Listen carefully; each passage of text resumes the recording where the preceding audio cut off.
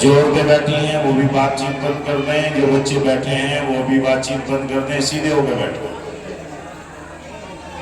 بسم اللہ الرحمن الرحیم، نحمدہ ونصلی علی رسولہ الکریم، اما بعد۔ قال اللہ تبارک و تعالی فی القرآن المجید والفرقان الحمید، اعوذ باللہ من الشیطان الرجیم، بسم اللہ الرحمن الرحیم۔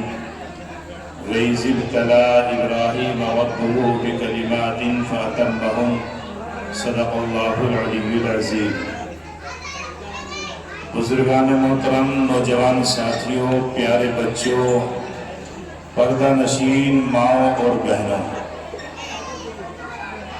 اسلامی سن کے اعتبار سے یہ 12واں مہینہ ہے۔ اس مہینے کا نام ذوالحجہ یا ذی الحجہ، دو طرح سے اس مہینے کا نام لکھا بھی جاتا ہے، بولا بھی جاتا ہے۔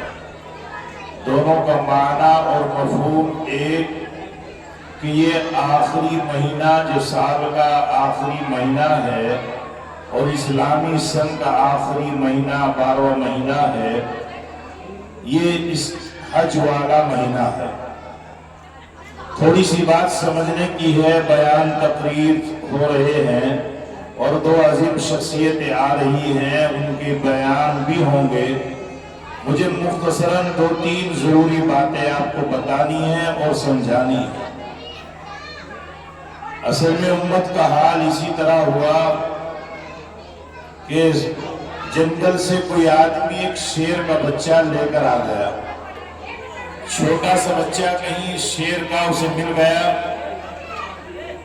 اسے لے کر گھر آ گیا، بکری کے بچوں کے ساتھ وہ بچہ رہنے لگا، بکری کا دودھ پینے لگا۔ چھوٹا سا بچہ، اسے کیا معلوم کہ تیری والدہ کوئی دوسری ہے یا یہی ہے۔ اب وہ زمانہ گزرا، دودھ پیتا رہا، بڑا ہوتا رہا۔ چرواہے کی بدقسمتی کہ ایک روز 1-2 سال گزرنے کے بعد وہ جنگل میں لے گیا اور پانی کے چشمے پر لے جا کر انہیں پانی پلانے لگا۔ اب تک وہ شیرنی کا بچہ جو بکریوں کے بچوں کے ساتھ رہ رہا تھا، اسی طرح بولتا تھا، اسی طرح کھاتا تھا، انہی کے ساتھ رہتا تھا، انہی کے ساتھ سوتا تھا، انہی کے ساتھ چرتا تھا، انہی کے ساتھ گھومتا تھا۔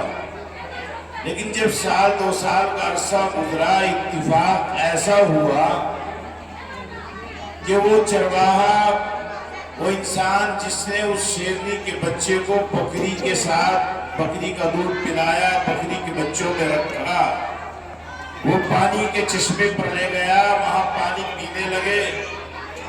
اب یہ شیرنی کا بچہ جب پانی پی رہا تھا، اس نے اپنی صورت دیکھی، تو جب صورت دیکھی تو یہ بیدار ہوا، اس کی آنکھ کھلی، کہا کہ تو وہ تو نہیں جن کے ساتھ رہ رہا ہے۔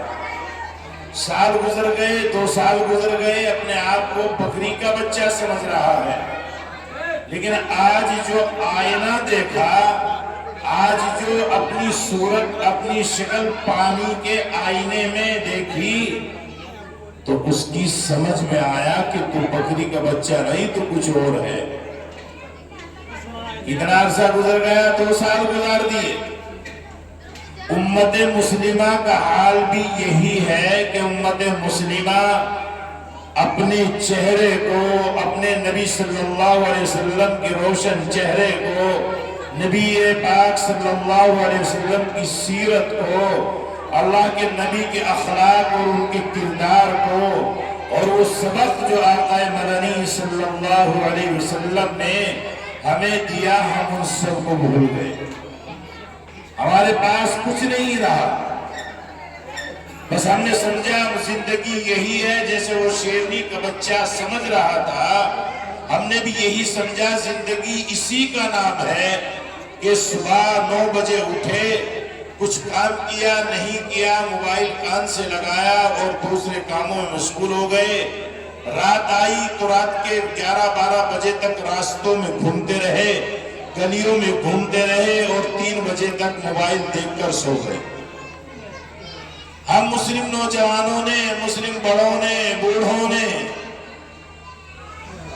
آپ اگر غور کریں تو وہ مبارک ہاتھ جن ہاتھوں میں اس موبائل کے آنے سے پہلے تسبیحاں ہوتی تھی، ان ہاتھوں میں بھی موبائل آ گیا۔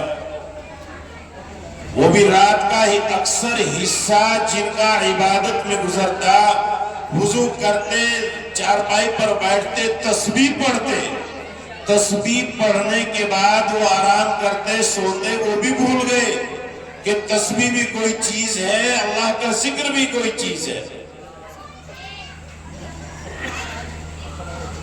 اتفاق کی بات، عید سے 2-4 روز کے بعد میں ایک جگہ چلا گیا ایک رشتہ داری میں، بڑے دیندار آدمی، بڑے نیک اور بڑی غربت بھی، لیکن میں جا کر وہاں کھڑا ہو گیا، جا کر ان کے پاس بیٹھ گیا، انہیں پتہ ہی نہیں کون آیا کون نہیں آیا۔ عید سے پہلے جب کبھی ملاقات ہوئی، ہاتھ میں چھوٹی تسبیح نہیں، بڑے والی تسبیح ہمیشہ ہاتھ میں رہتی تھی۔ اس سال جب ملاقات ہوئی تو بڑا سارا موبائل ہاتھ میں ہے اور اسے پتہ نہیں کون آیا اور کون بیٹھ گئے۔ یہ دنیا ایسی چیز ہے، یہ لہو و لعب کی چیز ہے، یہ آنکھوں کو دھوکہ دینے والی چیز ہے، یہ رنگین مزاجی اس دنیا کے اندر رکھی گئی جو آخرت سے بھی غافل کر دیتی ہے، دنیا سے بھی غافل کر دیتی ہے۔ اور یہ موبائل وہ بیماری ہے جو دماغ کو بالکل معاف کر دیتا ہے۔ موبائل تو سب کے پاس ہیں پڑے، کسی کی مجبوری ہو گئی، کسی نے ضرورت کے تحت رکھا، کسی نے مزے لینے کے لیے رکھا، لیکن جس آدمی کا زندگی کا ایک نظام متعین ہوگا، تجھے 10 بجے 10:30 بجے سونا ہے اس لیے کہ صبح میں 3-3:30 بجے اٹھنا ضروری ہے، تو وہ رات کے 2 بجے تک موبائل نہیں دے پائے گا۔ جس کا ایک کام کرنے کا ٹائم ٹیبل ہوگا، اس کے پاس وقت نہیں ہوگا، صبح آنکھ کھلے گی تو اسے اپنے کام کی فکر ہوگی، اللہ کے دربار میں حاضر ہوگا، نماز پڑھے گا، نماز کے بعد قرآن کریم کی تلاوت کرے گا، اپنے کاموں میں مشغول ہو جائے گا۔ اسے نہ دن میں اتنی فرصت ملے گی کہ وہ 1-2 گھنٹہ برباد کر دے، نہ رات کو وقت ملے گا، لیکن اکثر امت کا حال یہی ہوگا۔ اور یہ اتنی دوری پیدا کرنے والی بیماری ہے موبائل۔ ایک ہمارے خاص دوست لونی میں رہنے والے، 55 سال کی عمر میں بگاڑ کی طرف آئے، اللہ حفاظت فرمائے، دعا کرنا کہ اللہ تعالیٰ کے گھر کو آباد فرما دے، سب کہہ دو۔ موبائل پر لگے تو ایسے لگے کہ دوسری طرف چلے گئے، اور جب اس در سے کوئی بندہ ٹھکرا دیا، دھتکار دیا جاتا ہے نا، جب اللہ تعالیٰ اپنے گھر سے کسی آدمی کو محروم کر دیتے ہیں، اپنی محبت اس کے دل سے نکال لیتے ہیں، تو پھر دنیا والوں کی محبت اس کے دل میں ڈال دیتے ہیں، اور وہ پھر نہ آخرت اسے یاد رہتی ہے نہ دنیا اسے یاد رہتی ہے۔ وہ اتنی دور چلے گئے کہ گھر سے بھی دور، بچوں سے بھی دور۔ وہ بیوی جو تقریباً 30 سال سے ہر دکھ سکھ میں ساتھ نبھا رہی تھی، اس سے بھی منہ موڑ لیا، بچوں سے منہ موڑ لیا۔ کیوں؟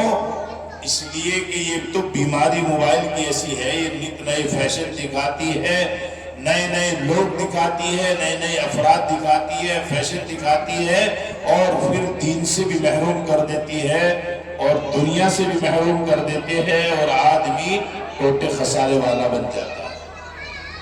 بہرحال میں یہ عرض کر رہا تھا کہ یہ مہینہ حج والا مہینہ ہے، اور اسلام کے بنیادی ارکان 5 ہیں، یاد رکھنا، کچھ لے کر جانا۔ ایمان کے بعد پہلا ایمان، دوسرا نماز، زکوٰۃ، روزہ، حج۔ اس 12ویں مہینے میں اسلامی کیلنڈر کے اعتبار سے 12واں مہینہ، اس 12ویں مہینے میں وہ حج والی اہم عبادت ادا کی جاتی ہے۔ اللہ تبارک و تعالی ہر ایمان والے کو حج عمرے کی دولت سے مالا مال فرما دے، سب کہہ دو۔ ابھی ہمارے قاری صاحب हमारे इमाम साहब आपकी इस मस्जिद के इमाम वो उमरा करके आए, तमन्ना करनी चाहिए। दौलत से हज और उम्रे नहीं होते, दिल की तमन्ना और तलब से होते हैं। अगर दिल में दुनिया बसी हुई हो तो ईमान वाले इस दौलत से महरूम रह जाते हैं। और अगर दिल में दुनिया ना हो बल्कि ये तड़प हो कि प्यारे नबी मोहम्मद अरबी सल्लल्लाहु अलैहि वसल्लम के रोजे पर भी हाजिरी हो, अल्लाह के घर का दीदार भी हो, तो इंसान थोड़े से पैसे में से थोड़ा थोड़ा करके जमा कर लेता है और अल्लाह से हालात बना देते हैं कि अपने घर की ज़ियारत के लिए अपने घर बुला लेते हैं। लेकिन हमारा निज़ाम अलग, जिंदगी का निज़ाम अलग। उम्रा करने के लिए, हज करने के लिए हमारे यहाँ से तो वही जाएंगे जिनकी उम्र 70 साल की हो जाए। नौजवान बच्चे, एक बच्चा आया बड़ा मोबाइल ले रखा, बहुत बड़ा मोबाइल। मैंने मालूम किया, मैंने कहा इतने बड़े मोबाइल की क्या जरूरत। उन्होंने बताया मौलाना साहब 1.25 लाख रुपए का मोबाइल है, होता होगा कहीं ज्यादा होगा, 1,25,000 के आसपास कीमत बताई। मैंने उनसे बताया कि मोबाइल की जरूरत हमें भी पड़ती है और 11-12 हजार रुपए का मोबाइल हमने भी खरीदा है, इसमें क्या कुछ ज्यादा कुछ होता है कि नहीं, बस बड़ा मोबाइल है। भाई मोबाइल से कॉल करनी है तो कॉल हो रही है, व्हाट्सएप चलाना है, व्हाट्सएप 11,000 वाला चला रहा है। काश तू समझ लेता कि ये 60-70 हजार रुपए जो तू जाया कर रहा है, इसमें से 50-60 बचा लेता, 10 में मोबाइल ले लेता और उम्र को चला जाता। अल्लाह ताला दुनिया भी खूब देते और आखिरत में भी तेरा अच्छा ठिकाना बन जाता। तो ये बहरहाल हज वाला महीना है और इस हज वाले महीने में, इस जिलहिज्जा के महीने में 2 अहम इबादतें हैं। पहली इबादत, अहम फर्ज इबादत, इस्लाम का बुनियादी रुकन हज, और दूसरी एक और इबादत कुर्बानी, जो आप और हम कुर्बानी करेंगे इंशाअल्लाह। पीर के दिन ईद होगी, उस दिन हमारी कुर्बानी होगी। तो ये कुर्बानी है क्या? रोजे रख रहे हैं इसलिए कि अल्लाह के नबी सल्लल्लाहु अलैहि वसल्लम पर हुक्म नाजिल हुआ। अल्लाह के नबी सल्लल्लाहु अलैहि वसल्लम ने रोजे रखे, उम्मत को हुक्म दिया। कुरान करीम में अल्लाह का फरमान नाजिल हो गया, या अय्युहल्लज़ीना आमनू कुतिबा अलैकुमुस्सियाम। हज अदा कर रहे हैं, वुसअत होने के बाद अल्लाह का हुक्म, फर्जियत हो गई। अगर मालदार इंसान हो गया तो उस पर हज फर्ज हो गया, हज करने के लिए जा रहे हैं। वलिल्लाहि अलन्नासि हिज्जुल बैत मन इस्तता इलैहि सबीला। कुर्बानी क्या है? अल्लाह के नबी सल्लल्लाहु अलैहि वसल्लम से सहाबा ने मालूम किया, आका इस कुर्बानी में हमारे लिए क्या है और ये कुर्बानी है क्या?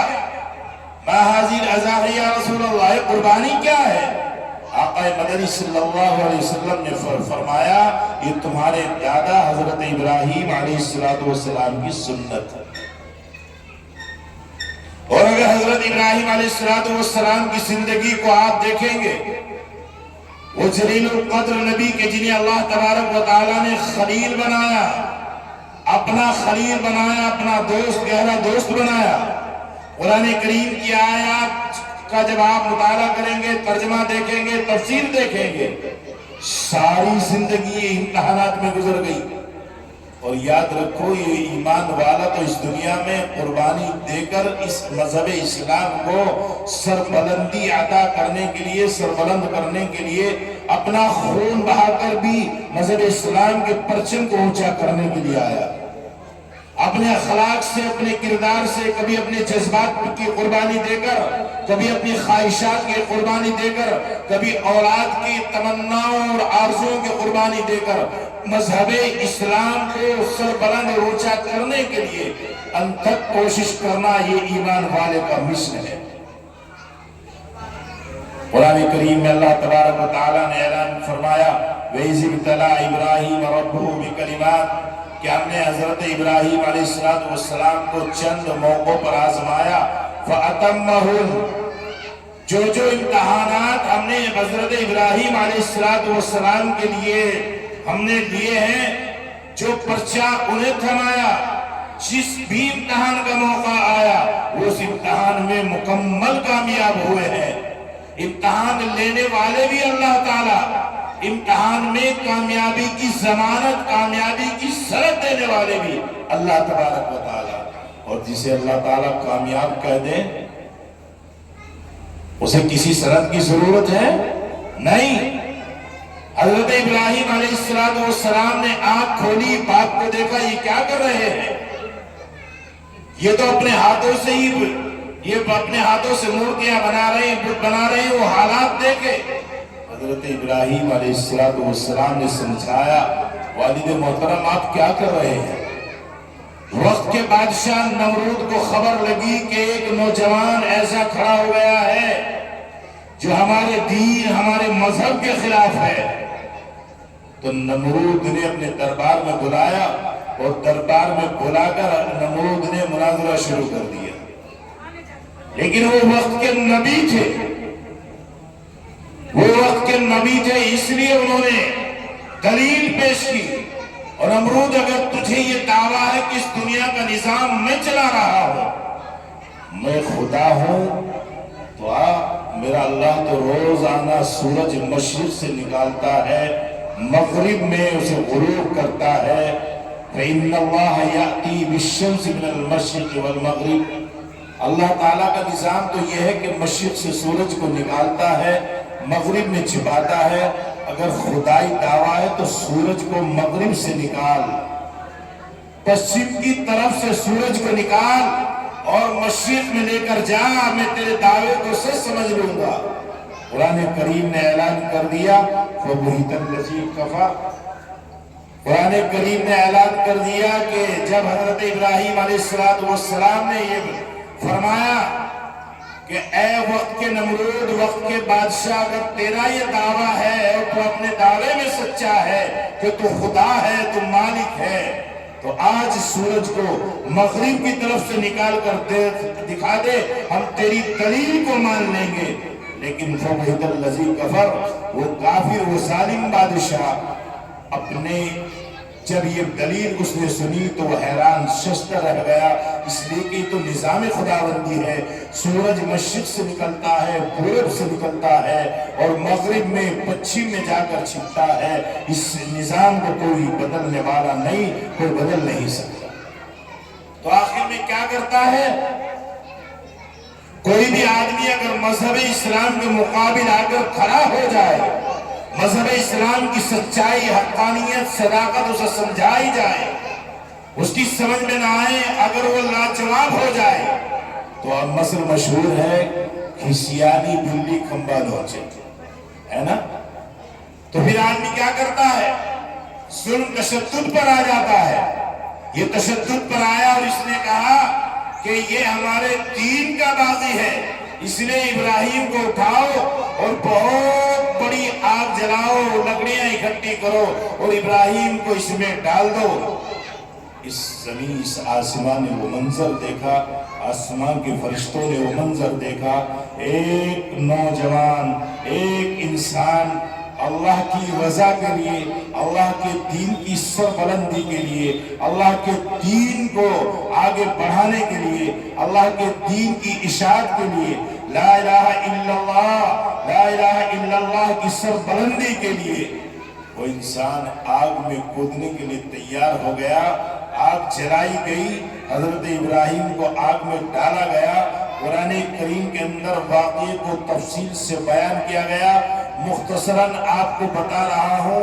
جو مسلمانوں کے گھروں میں آنکھ کھولنے والے مسلمان ہیں، جو نوجوان اب بچے ہیں، وہ سمجھتے ہیں کہ ہم مسلمان کے گھر میں پیدا ہو گئے، بس ہم مسلمان ہو گئے، اب مذہب اسلام کے ذمہ دار ٹھیکیدار ہم ایسے ہی بن گئے۔ نہیں، یہ مذہب اسلام 1400 سال پرانا نہیں، یہ تو حضرت آدم علیہ السلام سے چلا ہے، اور وہی جب سب سے پہلا انسان، جو سب سے پہلا انسان تھا، وہ سب سے پہلا نبی، اسی نے پیغام دیا تھا لا الہ الا اللہ۔ تو یہ اس کو مذہب اسلام وہاں سے چلا۔ اس کی سربلندی کے لیے، مذہب اسلام کی اشاعت کے لیے اللہ تبارک و تعالیٰ نے نبیوں کے امتحان بھی دیے، اور ایسا بھی ہوا کہ اپنے دین کو مٹتے اللہ نے نہیں دیکھا، اپنے لاڈلوں کو کی قربانیوں کو دیکھا، اپنے لاڈلوں کو ذبح ہوتے دیکھا، اپنے لاڈلوں کو قتل ہوتے شہید ہوتے دیکھا، لیکن مذہب اسلام کا اللہ نے کبھی مٹتے نہیں دیکھا۔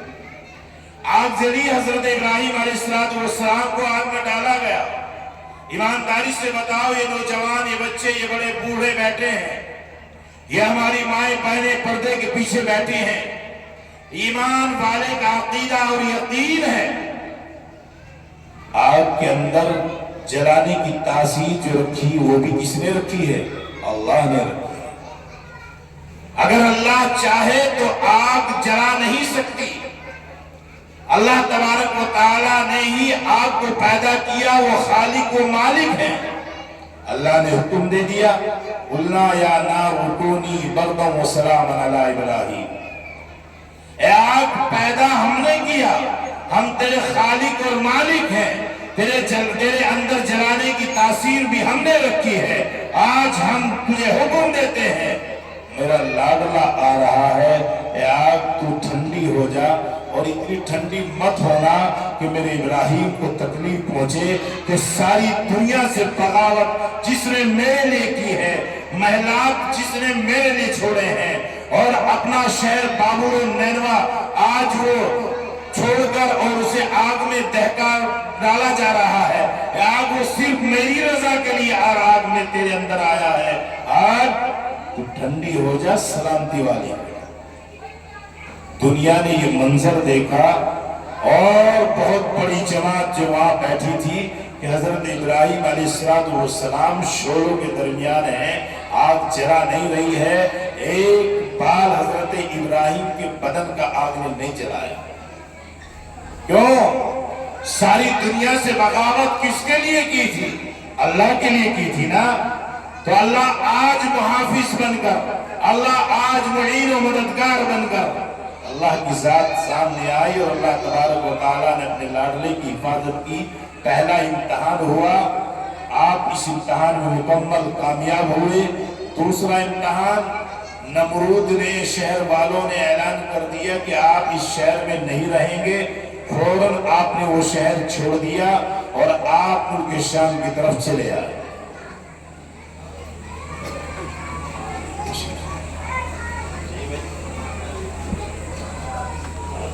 ناصر صاحب حضرت تشریف لے آئے، آگے آ جائیں، کمرے میں